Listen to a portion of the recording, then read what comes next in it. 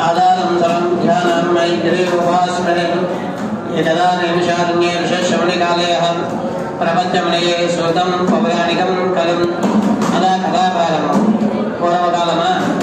పూర్వకాలమున ఒకనొక సమయంలో నారద మహాముని వారు లోక కళ్యాణార్థమై అన్ని లోకములు సంచరిస్తూ అనంతమును భూలోకానికి వెళ్ళి చూడగా భూలోకమున మానవులు అనేక పాపకార్యములు చేయొచ్చు, అనేక కష్టములను అనుభవిస్తూ అనేక యువనులను పుట్టుచూ చచ్చుచూ ఉన్నారట. నారద మహాముని వారికి ప్రజలందు దయగలిగి ప్రజలందు దయచేతన వైకుంఠమునకు శ్రీ మహావిష్ణువు దర్శనార్థమై వెళ్ళారట. వెళ్ళి శ్రీ మహావిష్ణు వారిని అనేక విధములుగా ప్రార్థన చేయట నారద మహాముని వారి ప్రార్థన చేతనే మహావిష్ణు వారు చాలా సంతోషించి నారద మహాముని వారిని అడుగుతున్నారట. నారద, నీవెందు నిమిత్తమైన లోకానికి వచ్చావు? నీ మనసులో ఉన్న కోరికలేమిటి అని అడిగారట మహావిష్ణు వారు. నారద మహాముని వారు చెప్తున్నారట, మహానుభావ, నేను అన్ని లోకములను సంచరిస్తూ అనంతరమును భూలోకానికి వెళ్ళి చూడగా భూలోకముల మానవులు అనేక పాపకార్యములు చేయొచ్చు, అనేక కష్టములను అనుభవిస్తూ అనేక యువనులను పుట్టుచూ చచ్చుచూ ఉన్నారు. వారి కష్టములన్నీ తొలగిపోయి జీవితాంతమున మోక్షముల ఎన్నులకు అందులో ఏదైనా చిన్న ఉపాయం ఉంటే కలపమడిగారట మహావిష్ణు వారిని.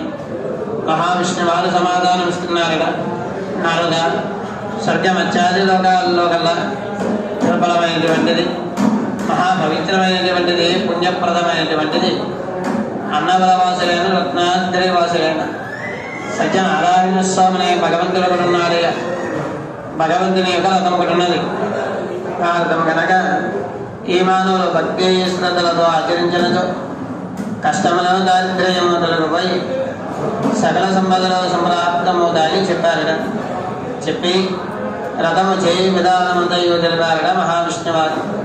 ఈ రథమును కార్తీక మాసమునందు కానీ, మాఘమాసమునందు కానీ, వైశాఖ మాసమునందు కానీ, శ్రావణ మాసమునందు కానీ, ఈ నాలుగు కూడా స్వామివారికి ఇష్టమైనటువంటి మాసములు.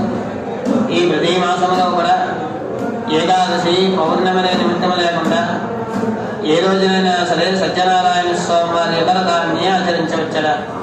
అలాగే రథాంతమునందు అంటే రథమైపోయిన తర్వాత పావుగా పడిన అగ్రిపళ్ళు, గోధుమ నూక, ఆవు నెయ్యి, పాలు, పంచదార, యాలకులు వంటి సుగంధద్రవ్యాలు కలిపినటువంటి సఫాల ప్రసాదము స్వామికి నివేదన చేసి రథాంతమందు రథము చేయించిన బ్రాహ్మణులకు వ్రత శాంతి కోసము అన్నదానము, వస్త్రదానమైన సత్కారములు చేసుకుని వంటి మిత్రులందరికీ కూడా భోజనములు పెట్టుకుని మాటి మాటికి సత్యదేవ సత్యదేవ సత్యదేవ అని నమస్మరణ చేస్తూ తమ ఇళ్ళకి వెళ్ళాలట.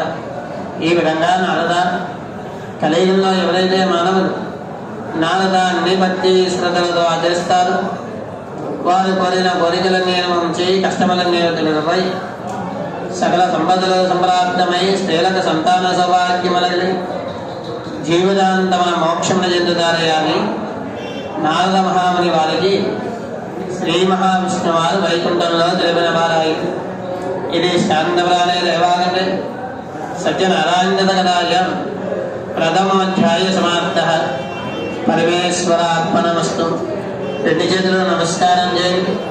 స్వామిని చూడండి. అందరూ కూడా మీరు ఎంతైతే గట్టిగా గోవిందానగలరో అంత గట్టిగా నాతో పాటుగా అందరూ కలిపి ఒకసారి గట్టిగా గోవిందానండి. గోవిందా. ద్వితీయోధ్యాయ 5 కథలు అయ్యే వరకు కూడా అక్షరాలు మీ చేతిలోనే ఉండాలి. రెండవ కథ పూర్వకాలమున అందమైనటువంటి కాశీపట్నంలో ఒక గర్భదరిద్రుడు నిత్యము భిక్షాటనజేయించి ఒక వేద బ్రాహ్మణ గలడు. ఆ వేద బ్రాహ్మణ ఒక రోజున ఆకలి బాధ చెందన ఎన్ని వీధులు తిరిగినప్పటికీ కూడా ప్రియులైన భిక్షలు పెంపగా అతి విచారంగా ఉన్నాడు. ఆ సమయంలో భగవాన్ బ్రాహ్మణ ప్రియ సత్యనారాయణ స్వామి వారికి వేద బ్రాహ్మణ ఎందు దయగలిగి ఒక ముసల బ్రాహ్మణ వేషం ధరించి బ్రాహ్మణ ఎదురుగా వచ్చేలా అడుగుతున్నారుగా, బ్రాహ్మణోత్తమా, నీవెంత నిమిత్తమై విచారంగా ఉన్నావు అడిగారుగా. అందుగా బ్రాహ్మణుడు సమాధానం ఇస్తున్నాడుగా, బ్రాహ్మణోత్తమా, నేను ఎన్ని నిద్ర తిరిగినప్పటికీ కూడా నాతో ఎవరైనా సరే మాట్లాడునైనా ఉండవే, కానీ నీవు నా ఎందు భగవంతునిలా కనబడుతున్నావే. నేను కనపదరుద్దుని నిత్యము క్షారము చేసి జీవించే ఒక వేద బ్రాహ్మణయ్య.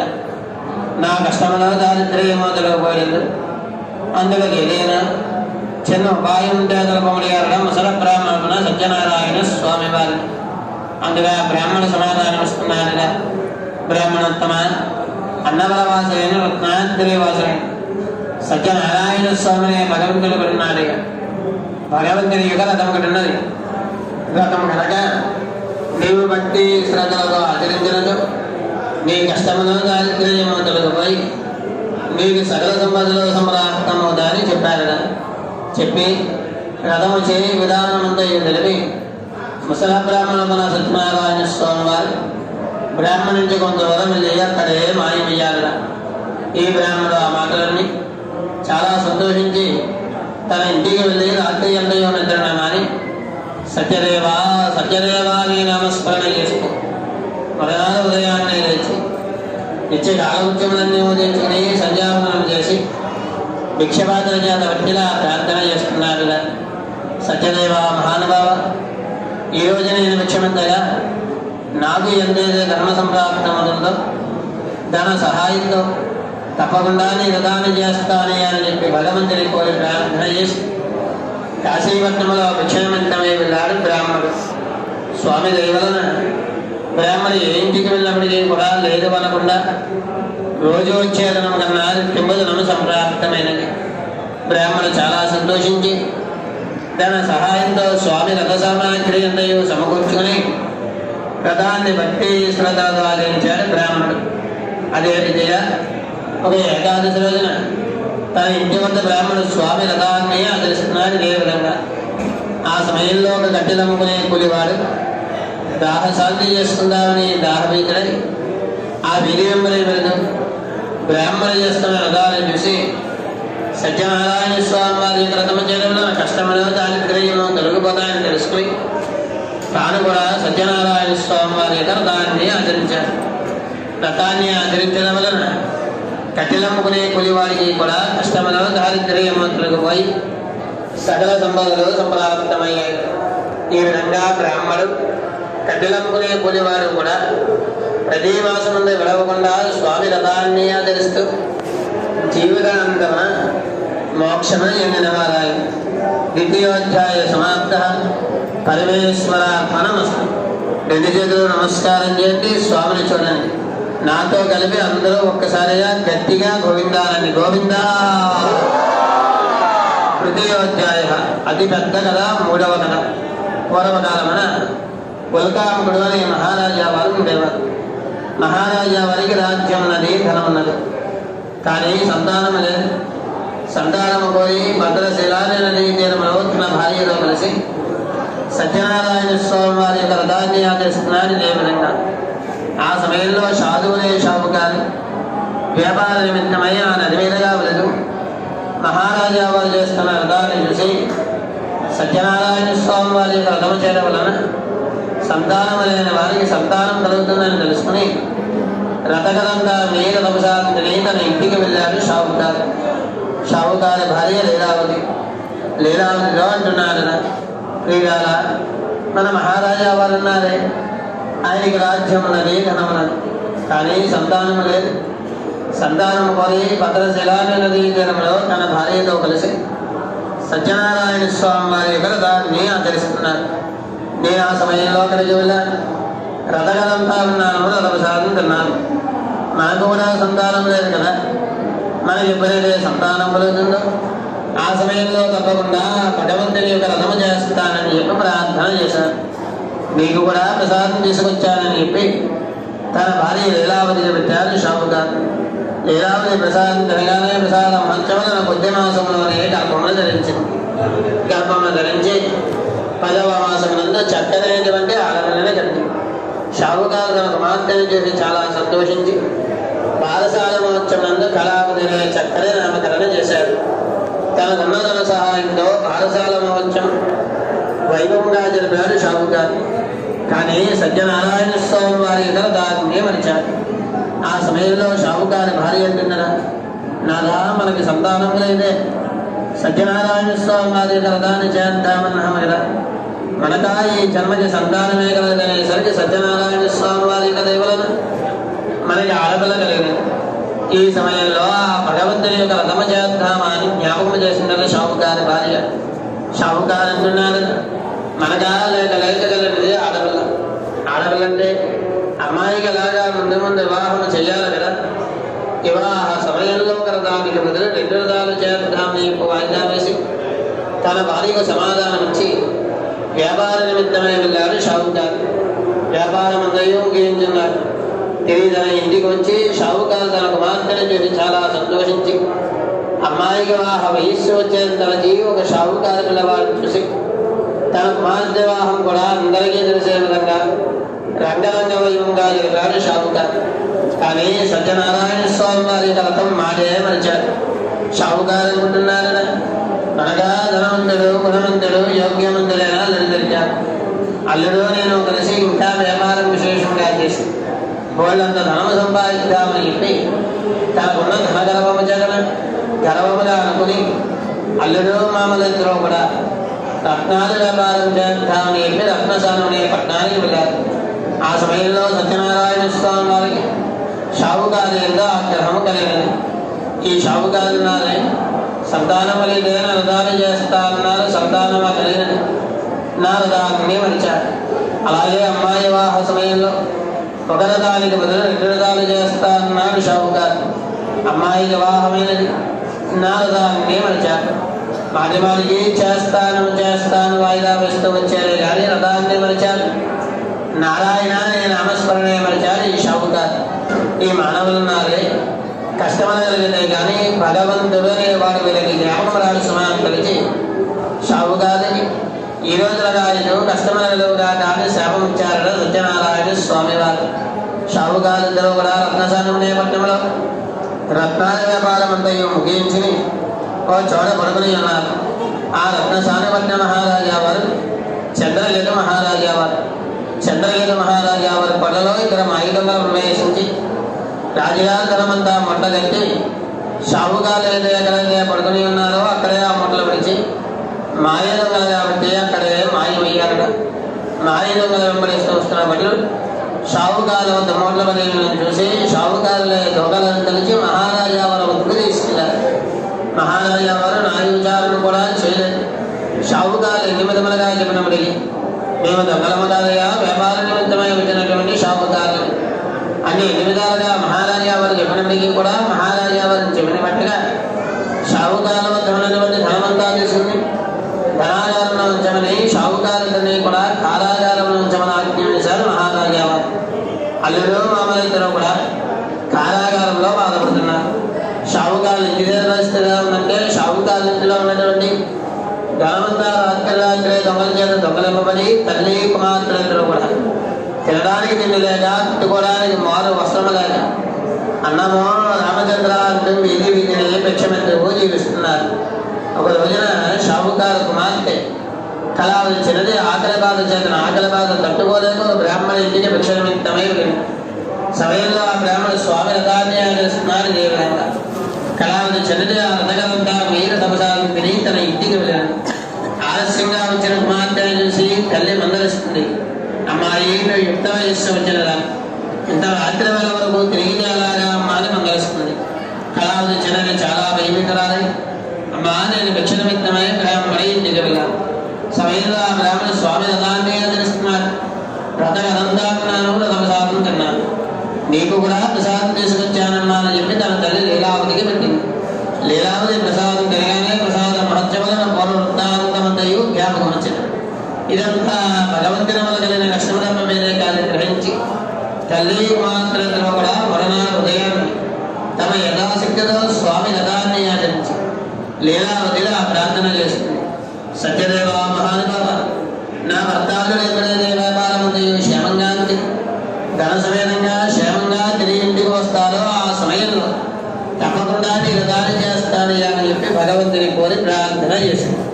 లీలావతి ప్రార్థన చేతనే సత్యనారాయణ స్వామి వారికి దగ్గర ఆ రోజు రాత్రి చంద్రగీత మహారాజా వారి కళలో కనిపించిన చెప్తున్నారు, రాజా మీ ఖైదీలో బాధపడుతున్నారే వారు దొంగల కాదయ్యా, షాపుకారు నా భక్తులు. నా శాపవశాత్తు మీ ఖైదీలో బాధపడుతున్నారు.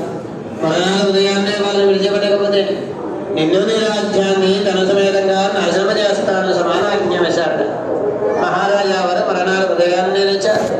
కలలో జరిగిన వృత్తాంతమంతయు జ్ఞాపకం తెచ్చుకుని సభ ఏర్పాటు చేసి షావుకారులనే కూడా సభకు తీసుకురమని ఇదంతా భగవంతుని వల్ల కలిగిన కష్టం తప్ప వేరే కాదని చెప్పి ఓదార్చి సత్యనారాయణ స్వామి వారి కలలో కట్టం చెప్పిన ప్రకారంగా మహారాజా వారు షావుకారుల దగ్గర తీసుకున్న ధనము కన్నా రెట్టింపు ధనం వారికి ఇచ్చి వారి దేశాన్ని సాగిన వారు మహారాజా వారు.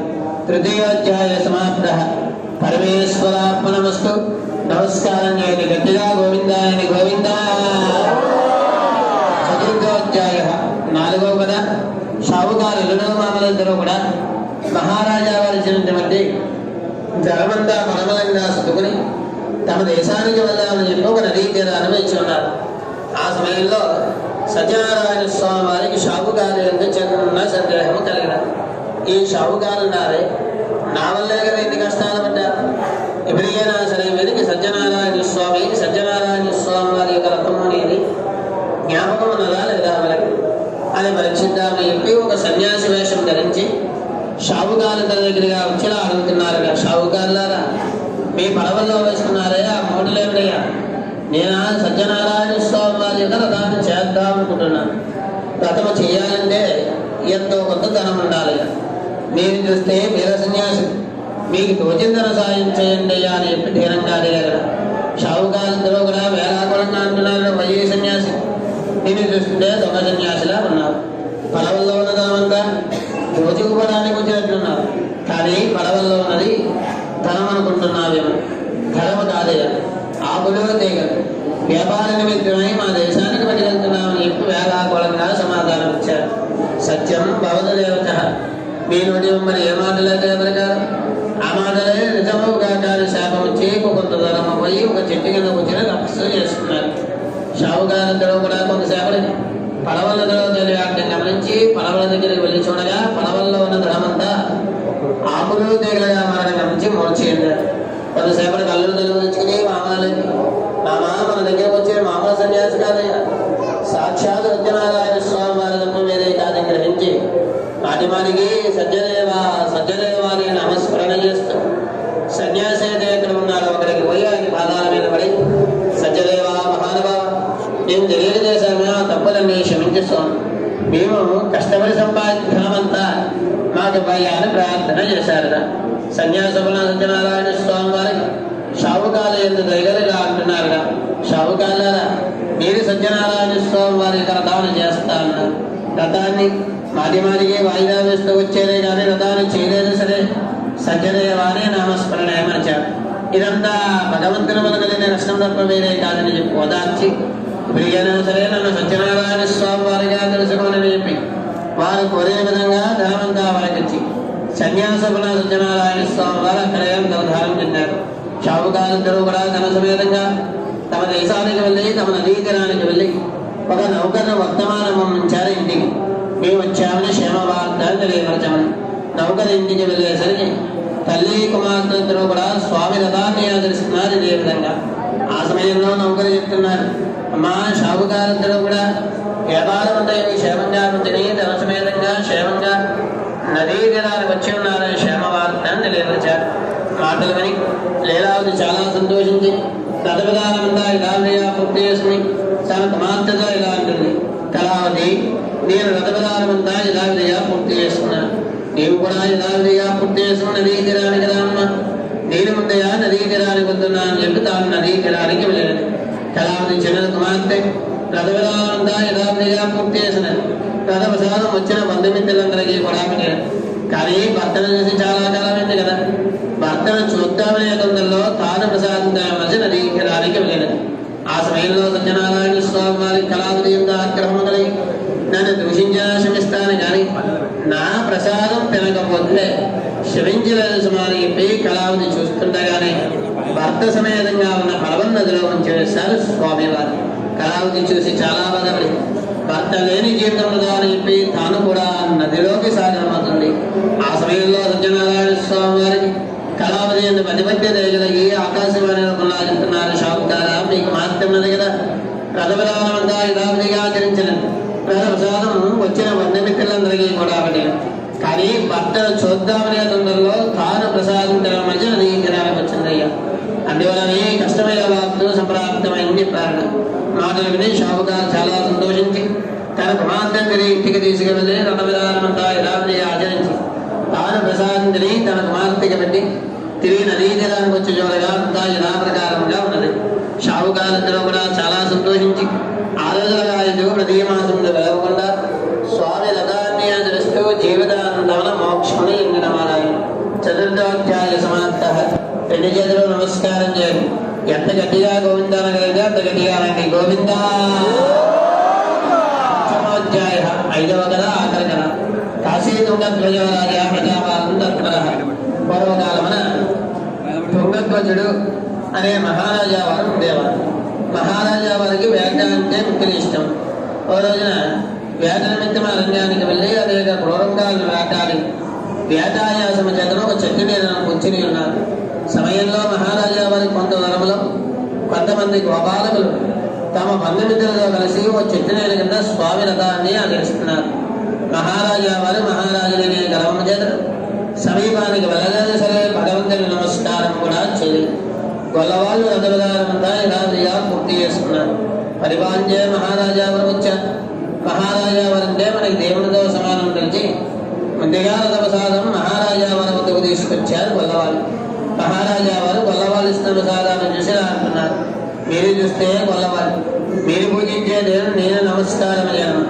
నేనా రాజ్యాన్నే పరిపాలించే మహారాజుని చక్రవర్తి అనే కావంజన ప్రసాదం తినలేదు సరే అక్కడే నేలను సరిపడి తన రాజ్యానికి వెళ్ళారు మహారాజా వారికి 100 మంది కుమారులు 100 మంది కుమారులు కూడా ఒకసారిగా మరణించినట్టు రాజ్యమంతా శత్రురాజ్యాల ప్రమేంటూ గొప్ప మాయగమైనది మహారాజా వారు ముచ్చి చెందారు కొంతసేపలు తెలుగు తెచ్చుకున్నారు మనకా శత్రువులంటూ ఎవరూ లేదని తెలుసుకుని అరణ్యంలో జరిగిన వృత్తాంతమంతా జ్ఞాపకం తెచ్చుకుని ఇదంతా స్వామి మాయ తప్ప వేరే కాదని గ్రహించి తిరిగి అరణ్యానికి వెళ్ళి గోపాలకులతో కలిసి వచ్చి రథవిధానమంతా యథావిధిగా ఆచరించి తాను ప్రసాదిని కొత్త వాళ్ళు అందరికీ పెట్టి సత్యదేవా సత్యదేవా అనే నామస్మరణ చేస్తూ రాజ్యానికి వచ్చారు వచ్చి చూసేసరికి 100 మంది కుమారులు బతికినట్లు రాజ్యం స్వాధీనమైనట్లు చేశారు మహారాజా వారు చాలా సంతోషించారు ఆ రోజులుగా ఆయన ప్రతి మాసం ముందు విలవకుండా స్వామి రథాన్ని ఆచరిస్తూ రాజ్యాన్ని చక్కగా పరిపాలించిన వారి జీవితాత్మన మోక్షమున చెందిన వారాయన పంచమోధ్యాయ సమాప్త పరమేశ్వర అర్పణమస్తు గట్టిగా గోవిందా గోవిందా